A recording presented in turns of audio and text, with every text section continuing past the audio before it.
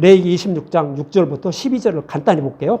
내가 그 땅에 평안을 줄 것인즉 너희가 누울 때 너희를 두렵게 할 자가 없을 것이며 내가 사나운 짐승을 그 땅에서 제할 것이요 칼이 너희의 땅에 두루 행하지 아니할 것이며 너희의 원수를 쫓으리니 그들이 너희 앞에 칼에 엎드려질 것이라 이렇게 말하는 거예요. 레위기 26장도요. 먼 날 이스라엘 백성들이 언약을 폐해서 결국 바벨론 포로에 끌려갈 것을 이렇게 예언하고 있는 거예요. 신명기에도 예언을 하고 있어요. 그런데 레위기 26장에도 이렇게 말씀을 하고 있는 거예요. 그래서 이스라엘 백성들이 바벨론 포로에 끌려가는데 이제 다시는 바벨론 포로에 끌려가지 않고 돌아오게 한다는 거예요. 다시 말씀드리면 약속하신 메시아가 오셔서 십자가에서 사탄의 머리를 밟는다는 거예요. 그것이 6절과 7절의 말씀이에요. 그럼 또 8절과 9절에 보면 또 너희 다시 백을 쫓고 너희 백이 만을 쫓으리니 너희 대적들이 내 앞에서 칼이 엎드려질 것이며 내가 너희를 돌보아 너희를 번성하게 하고 너희를 창대하게 할 것이며 내가 너희와 함께 한 내 언약을 이행하리라 그러는 거예요. 하나님이 이스라엘 백성들에게 한 언약은 뭐였죠? 아브라함, 이삭과 야곱에게 약속하셨죠? 그들의 후손으로 메시아를 보내서 그들을 구원하신다고 약속하셨어요. 그리고 창세기 3장 15절에서 여자의 후손으로 메시아를 보내서 그들을 구원하신다고 약속하셨어요. 똑같은 말씀이에요. 다른 모양으로 이렇게 그려줄 뿐이에요.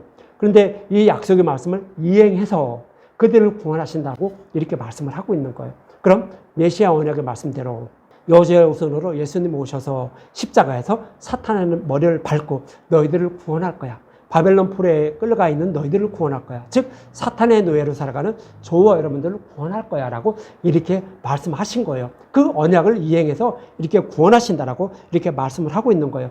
이렇게 여자의 후손으로 예수님 오셔서 십자가에다 다 대속해 주시고 이렇게 우리를 구원해 주시는데 그때가 되면 즉 복음의 시대가 되면 어떻게 될 것인지 이어지는 10절에 이렇게 말씀하고 있는 거예요. 10절 너희는 오래 두었던 묵은 곡식을 먹다가 새 곡식으로 말미암아 묵은 곡식을 치운다고요. 이스라엘 백성들이 먹던 묵은 곡식은 뭐죠? 시내산에서 받은 율법을 말하는 거예요. 율법으로 그들은 하나님을 열심히 섬겼어요.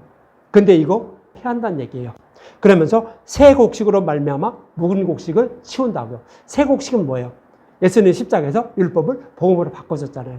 그 복음 시대가 된 거예요. 복음 시대가 되면 율법으로 하나님을 섬기는 거 없앤다는 거예요. 복음으로만 하나님을 섬기게 된다라고 레위기 26장에서도 이렇게 말씀을 하고 있었던 거예요. 그럼 이렇게 복음 시대가 돼서 복음으로 하나님을 섬기게 되면 하나님은 가만히 있을까요? 우리는요 아무리 그 복음 시대가 돼서 복음의 말씀 먹는다고 할지라도 우리는 스스로 믿음에 이르지 못해요. 어느 것이 진리인지 알지 못한다는 거예요. 그러니까 이제 하나님이 이제 말씀하시는 거예요. 이어지는 11절과 12절에 이렇게 말씀을 하고 있는 거예요. 내가 성막을 너희 중에 세우리니 내 마음이 너희를 싫어하지 아니하실 것이며 나는 너희 중에 행하여 너희의 하나님이 되고 너희는 내 백성이 될 것이라 이렇게 말하는 거예요. 이스라엘 백성들이 성막을 안 세웠나요? 성전을 안 세웠나요? 다 갖고 있었어요. 그런데 성막을 다시 세운대요. 성막을 다시 세운다는 것은 뭐예요?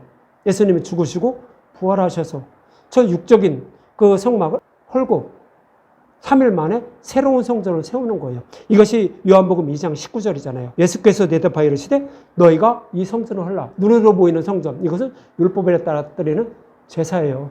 누룩이라고요. 이거 헐라고요. 그러면서 내가 사흘 동안에 이 성전을 다시 세운다고요.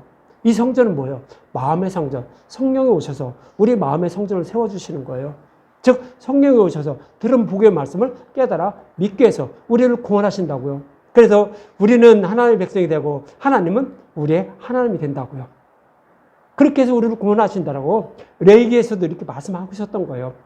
예레미야 31장 새 언약에서만 이렇게 말씀하고 있었던 것이 아니라 이미 레위기에서도 말씀하고 있어요. 신명기에서도 말씀하고 있어요. 또 다른 곳에서도 계속 반복해서 말씀하고 있었어요.